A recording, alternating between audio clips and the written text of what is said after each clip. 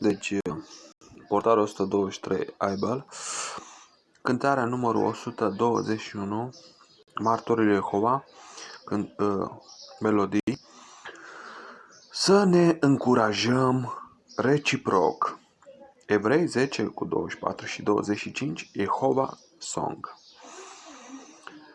Noi reciproc ne încurajăm azi lui Dumnezeu să îi slujim. Suntem sudați toți prin iubire și în armonie noi trăim. Iubirea ce acum ne leagă ne ajută totul să îndurăm. Refugiu este congregația, căci siguranță în ea aflăm.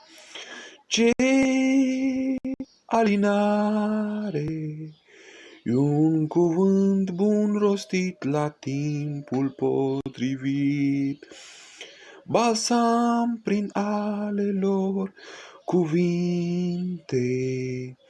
Ai noștri frați s-au dovedit, ce bine-i să lucrăm alături de cei uniți cu noi în gând și unii altora povara.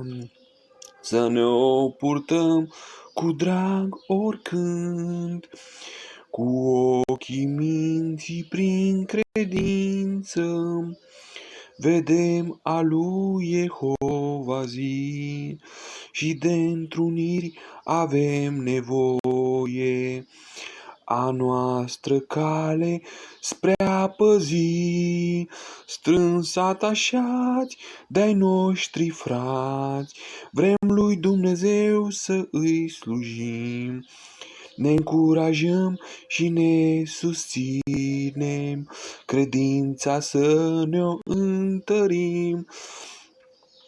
Martorii lui Jehova, melodii de Florea Marian, portabile 123 able, cântarea numărul 121, să ne încurajăm reciproc, Evrei 10:24-125, Jehovah's Song.